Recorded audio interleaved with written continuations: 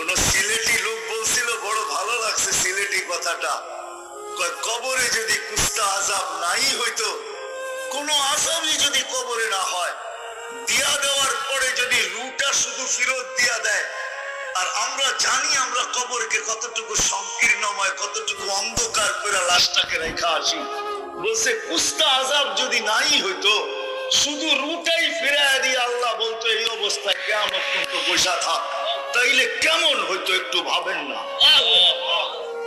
কখনো কি ভাবছেন কেমন হতো?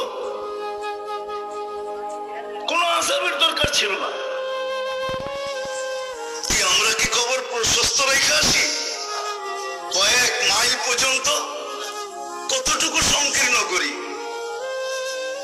বুগলি কবর যেটা বলে, ওটা তো লাশটা ভিতরে ঢুকায় দিয়ে তারপরে দাঁড়া করে বাঁশ দেয়।